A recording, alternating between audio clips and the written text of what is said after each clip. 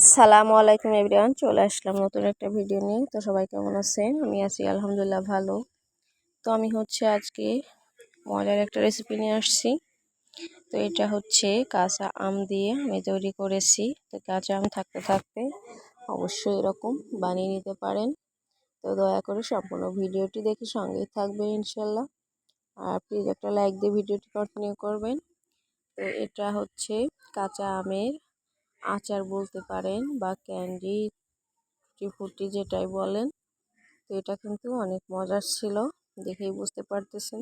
তো আমি এখানে নিয়েছি কাঁচা আম। তো কাঁচা আমগুলো আমি সুন্দর করে এভাবে করে কেটে নেব। তো দেখুন আমি কেমন সাইজ করে কেটে নিয়েছি, ছোট ছোট করে এরকম একটা সাইজ করে আমি আমগুলো কেটে নিয়েছি। আর এখন একটু পানি নিয়েছি, পরিষ্কার পানি, তার মধ্যে সামান্য একটু চুন দিয়ে আমি মিক্সড করে নিয়ে কিছুক্ষণ আমগুলো একটু ভিজিয়ে রেখে দেব।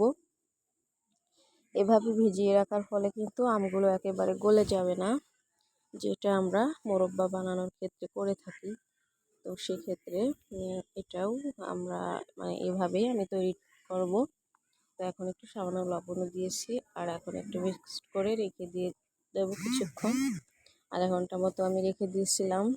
দেখুন সুন্দর করে কিন্তু মিক্সড করে নিচ্ছি আমি। আর এভাবে আমি রেখে দিয়ে আমি বাকি কাজগুলো করে নেব। এই পর্যায়ে কিন্তু আমি 30 মিনিট পরে ফিরে আসছি। আমার এটা কিন্তু 30 মিনিট হয়ে গেছে। আর আমি এখন সুন্দর করে হাত দিয়ে কষলে কষলে ভালো করে ধুয়ে নেব, কারণ এটা ভালো করে পরিষ্কার করে নিতে হবে, যেহেতু চুন দিয়েছিলাম। এই জন্য আমি একটু হাত দিয়ে সুন্দর করে মেখে মেখে ডলে ডলে ধুয়ে দিচ্ছিলাম। তো আপনারাও চেষ্টা করবেন এভাবে সুন্দর করে ধুয়ে নেওয়ার জন্য। আর এখন আমি পানি থেকে উঠিয়ে নেব। আর 2-3 ধোয়া কিন্তু আমি দিয়ে দিয়েছি। আর এখন ভালো করে উঠিয়ে আমি পানিটা ঝরিয়ে নিয়েছিলাম। তো আমার ভিডিওটি যারা দেখা শুরু করেছেন, রিকোয়েস্ট করব দয়া করে সম্পূর্ণ ভিডিওটি দেখে সঙ্গেই থাকবেন ইনশাল্লাহ। আর অনেকেই ভিডিও দেখেন, একটা লাইক দেন না, প্লিজ একটা লাইক দিয়ে ভিডিওটি সবার মাঝে একটু শেয়ার করে দেবেন। আর যদি প্রথমবার কেউ আমার ভিডিওটি ওয়াচ করেন, তাহলে অবশ্যই রিকোয়েস্ট করব আমার চ্যানেলটা সাবস্ক্রাইব করে বেল আইকনটি বাজিয়ে রাখবেন, এরকম নিত্য নতুন সহজ রেসিপিগুলো দেখার জন্য। তো দেখুন আমি কিন্তু সুন্দর করে, তো আমি এখন মূল রেসিপিতে চলে আসছি। তো এখন প্রথমে একটা কড়াই নিয়ে নিয়েছি, আর কড়াইয়ের মধ্যে আমগুলো দিয়ে দিলাম। তো আমগুলো আমি কিন্তু পানিটা ভালো করে ঝরিয়ে নিয়ে দিয়ে দিয়েছিলাম। আর এখন এর মধ্যে দিয়ে দেব চিনি। আজকে আর আমি গুড় দিয়ে এটা তৈরি করব না, কারণ চিনি না দিলে এটা ভালো লাগবে না খেতে, আর দেখতেও কালারটা একটু অন্যরকম হয়ে যাবে। যেহেতু আমি গ্রিন কালার তৈরি করেছি, তো সেই ক্ষেত্রে গুড়টা এখানে ইউজ করার দরকার নাই। তো দেখুন চিনিটা দিয়ে আমি সুন্দর করে জাল শুরু করে দিয়েছি, আর একটু নেড়ে চেড়ে নিচ্ছি। যেহেতু চিনিটা দিয়েছি, সেখানে একটু নাড়াচাড়া করতে হবে, যাতে করে নিচে পুড়ে না যায়। পুড়ে গেলে কিন্তু কালারটা চেঞ্জ হয়ে যাবে। তো একটু খেয়াল করে নাড়াচাড়াটা করতে হবে। এখানে কিন্তু আমি একেবারেই অল্প উপকরণেই এটা তৈরি করে নিচ্ছি। শুধু কাঁচা আম, চিনি থাকলেই এমন একটা রেসিপি আপনিও তৈরি করে নিতে পারবেন। তো দেখুন আমি সুন্দর করে একটু নেড়ে চেড়ে নিচ্ছি। তো আমি এখন ভালো করে একটু সময় নিয়ে নেড়ে চেড়ে নিচ্ছি। তো এখানে কিন্তু নিচ দিয়ে চিনিটা গলে গেছে, পানি পানি একটা বের হয়ে আসছে। তো এখন একটু সাবধানে নাড়াচাড়া করতে হবে, যাতে করে আমগুলো ভেঙেও না যায়, আবার নিচে লেগেও না যায়, সেদিকে খেয়াল রাখতে হবে। তো দেখুন সুন্দর করে কিন্তু বলক উঠে গেছে। তো প্রিয় আপু ভাইয়ারা, আমার এই রেসিপি যদি ভালো লাগে আপনাদের কাছে, তাহলে অবশ্যই এইভাবে কাঁচা আম শেষ হওয়ার আগে একবার করে রেখে দিতে পারেন। তবে এটা কিন্তু বাচ্চাদের জন্য পারফেক্ট একটা রেসিপি। অনেক সময় কিন্তু বাচ্চাদের জন্য আমরা এটা বানিয়ে সংরক্ষণ করতে পারি। তো এখানে কিন্তু আমি একটু পরে পরে নেড়ে নিচ্ছি। এরপর যে একটা কথা বলবো, অনেকে আছে ভিডিওটি দেখেন আবার অ্যাড স্কিপ করেন। প্লিজ এই কাজটা করবেন না। আপনারা সবাই একটু মন থেকে সাপোর্ট করবেন। এখানে আমি এখন গ্রিন কালার ইউজ করতেছি, ফুড কালার যেটা থাকে।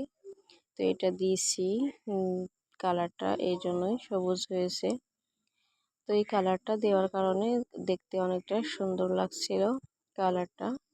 তো এই জন্য হচ্ছে আমি এটা দিয়ে দিয়েছি। তো দেখুন কালারটা কিন্তু মাশাআল্লাহ অনেকটা সুন্দর আসছে, যত জাল করছি ততই কালারটা গাঢ় হয়ে আসছিল। তো দেখুন আমার আমগুলো কিন্তু সেদ্ধ হয়ে গেছে কিন্তু ভাঙে নাই।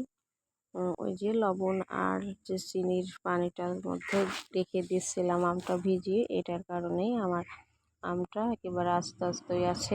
আর এখানে আমি সামান্য একটু পরিমাণে হচ্ছে দিয়ে দিলাম লবণ। এখানে কিন্তু চাইলে একটু ঝাল ঝালও করতে পারেন, তো আমি বাচ্চাদের জন্য তৈরি করতেছি, এই জন্য আজকে আর ঝাল দিচ্ছি না, জাস্ট একটু চিনি আর আম দিয়ে করে নিয়েছি। এখানে পাঁচফোড়ন ইউজ করিনি। তো এখানে দেখুন সুন্দর করে কিন্তু আমি আস্তে আস্তে করে একটু নেড়ে চেড়ে নিচ্ছি। আর অনেকটাই কিন্তু শিরাটা মানে শুকিয়ে আসছে, তারপরে একটু ফেনা ফেনা বলক উঠছে। তো এটা কিন্তু একেবারে মিডিয়াম টু লোতে জাল করতে হবে, না হলে কিন্তু লাল হয়ে যাবে। তো আমার এটা কিন্তু সুন্দর করে দেখুন জাল হয়ে গেছে। আর আমি এখন হচ্ছে আর কয়েক মিনিট পরে চুলা থেকে নামাবো।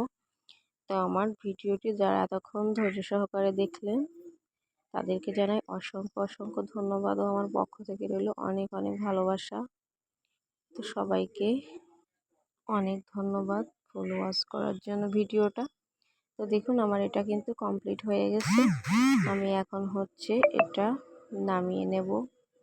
তো আমার এটা নামিয়ে একটু ঠান্ডা করে আমি একটা প্লেট নিয়েছি, একটু ছড়িয়ে রাখবো, তাহলে কিন্তু সুন্দর একটু শুকনো শুকনো ভাব আসবে, এই জন্য।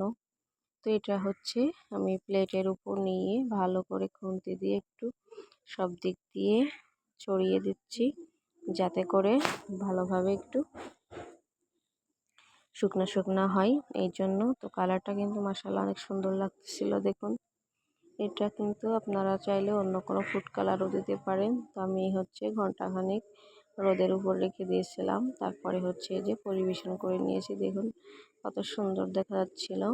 আর এটা কিন্তু একেবারে আস্তে ছিল, কোনো ভাঙ্গেও নাই, কিচ্ছু না, এত সুন্দর হয়েছিল মাশাআল্লাহ। তো আজকের ভিডিও এ পর্যন্তই, দেখা হবে অন্য কোনো ভিডিওতে। সবাইকে অনেক ধন্যবাদ ও আমার পক্ষ থেকে রইল অনেক ভালোবাসা। আসসালামু আলাইকুম, আল্লাহ হাফিজ।